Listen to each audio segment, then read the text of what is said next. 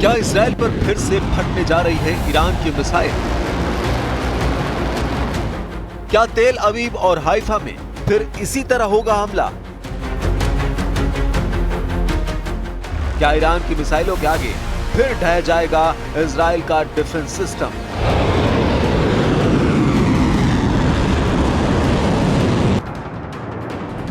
इस बार इजराइल और ईरान के युद्ध की वजह परमाणु अड्डे नहीं, बल्कि गाजा बन सकता है नई जंग का बड़ा ट्रिगर। गाजा के हालात बता रहे हैं कि बर्तन में खत्म हो चुके खाने की तरह अब फिलिस्तीन को लेकर ईरान के साथ साथ यमन की भी बर्दाश्त करने की गुंजाइश खत्म होने जा रही है। नेतन्याहू के सामने फिर से दो मोर्चे सुपर एक्टिव हो सकते हैं। एक तरफ है यमन और दूसरी तरफ है ईरान। दोनों ही फ्रंट इजराइल के खिलाफ युद्ध के लिए दोबारा तैयार हो रहे हैं। यमन में हजारों लोग सड़कों पर उतरकर युद्ध के लिए ललकार रहे हैं, तो दूसरी तरफ नेतन्याहू के लिए फिक्र वाली खबर ईरान से है, क्योंकि ईरान की सड़कों पर अब आर या पार का नारा लगाया जा रहा है। क्या नेतन्याहू इन दोनों मोर्चों पर फिर से युद्ध लड़ने के लिए तैयार है? क्या ये डबल ट्रिगर इजराइल के लिए बहुत बड़ी मुसीबत बनने जा रही है?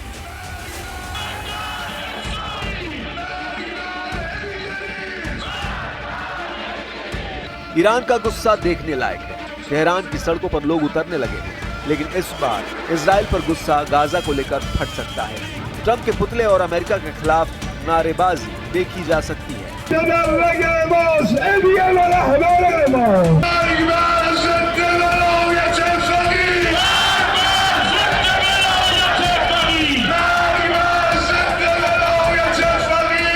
ईरान में इजराइल और अमेरिका का सिर्फ झंडा ही नहीं जलाया जा रहा, ये ईरान की मिसाइल वाली वो आग है जो जून के महीने में पूरी दुनिया देख चुकी है।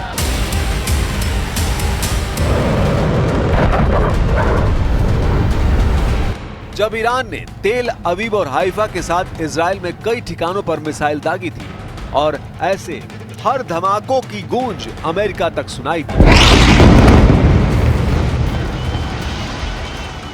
अब ईरान में मांग उठ रही है कि इजराइल को सबक सिखाना जरूरी है, क्योंकि गाजा में लाखों लोगों का खाना पीना बंद कर दिया गया है और अगर ईरान ने इस मौके पर इजराइल पर एक्शन नहीं लिया तो गाजा में लाखों लोगों की मौत होना तय है।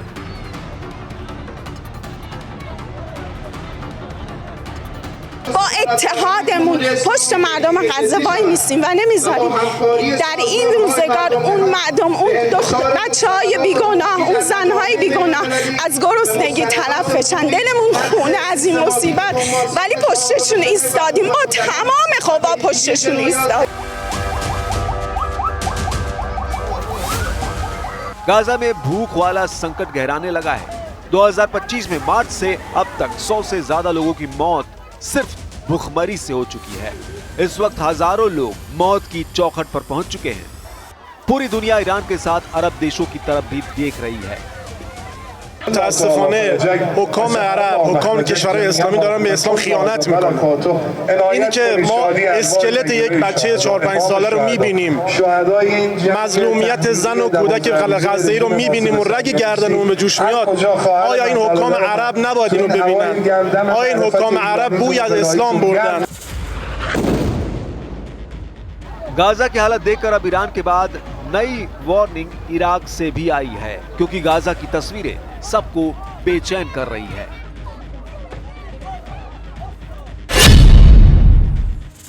इराक में अयतुल्ला अली सिस्तानी ने अरब और इस्लामिक देशों से कहा कि गाजा में बच्चों, बीमारों और बुजुर्गों को नहीं बख्शा जा रहा।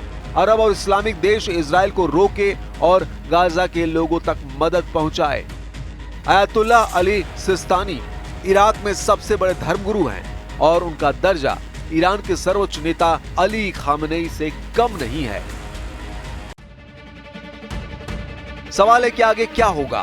जून में हुई 12 दिन की जंग के बाद अब जुलाई के अंत में ही युद्ध का नया अलार्म बजने लगा है। ईरान और इजराइल के बीच इस बार युद्ध हुआ तो अमेरिका भी कुछ नहीं कर पाएगा। ये बात डोनाल्ड ट्रंप भी बहुत अच्छी तरह जानते हैं।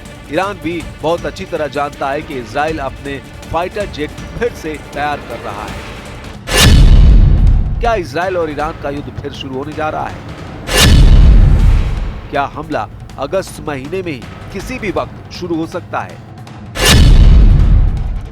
और इस बार ईरान और इजराइल के युद्ध को कोई नहीं रोक पाएगा। क्या ईरान पर बमबारी के लिए डोनाल्ड ट्रंप ने नेतन्याहू का हथियार गोदाम फुल रिचार्ज कर दिया है? क्या अगस्त की शुरुआत में ही नेतन्याहू की फिर से एक्टिव हुई एयरफोर्स बड़ा हमला करेगी? और जो युद्ध जून में रुक गया वो अब जुलाई के अंत और अगस्त की शुरुआत में सभी रिकॉर्ड तोड़ देगा। ईरान और इजराइल का युद्ध किसी भी वक्त फिर से शुरू होने का डर है, क्योंकि दोनों तरफ अब संयम खत्म होता नजर आ रहा है।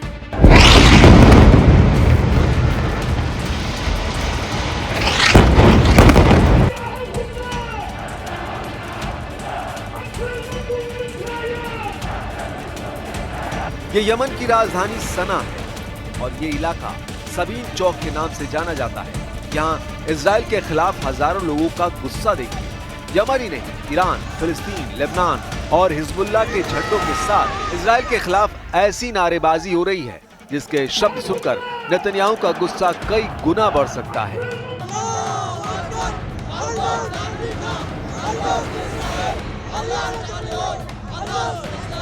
خرجنا اليوم أمام إخواننا في فلسطين نقول لكم لن نتهاون ولن نتراجع ولن نكل ولن نمل وثابتون ثبوت الجبال الرواسي لأن اليهود يريدون استباحة الأمة كلها ومقدساتها بأكملها.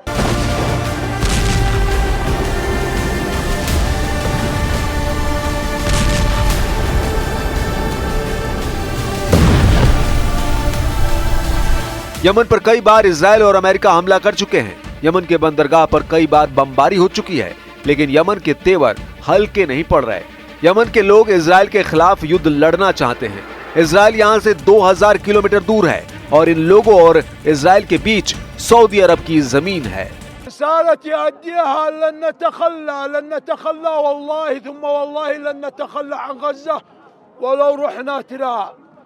والله ثم والله لن نتخلى عن غزة ونقول لأهل غزة سامحونا عاد احنا مقصرين عاد احنا نشتي ندخل هناك ورسالتي إلى أهل غزة وفلسطين فلسطين هنا। इसीलिए कहा जा रहा है कि नेतन्याहू के सामने फिर से दो मोर्चे सुपर एक्टिव हो चुके हैं। एक तरफ है यमन और दूसरी तरफ है ईरान। दोनों ही फ्रंट इजराइल के खिलाफ युद्ध के लिए दोबारा तैयार हैं। यमन में हजारों लोग सड़कों पर उतरकर युद्ध के लिए ललकार रहे हैं, तो दूसरी तरफ नेतन्याहू के लिए ईरान बड़ा सिरदर्द बन सकता है, क्योंकि ईरान की पब्लिक भी अब आर या पार के मूड में है। सवाल है कि क्या नेतन्याहू इन दोनों मोर्चों पर फिर से युद्ध लड़ने के लिए तैयार हैं? क्या ये डबल ट्रिगर इजराइल के लिए बहुत बड़ी मुसीबत बनने जा रहा है?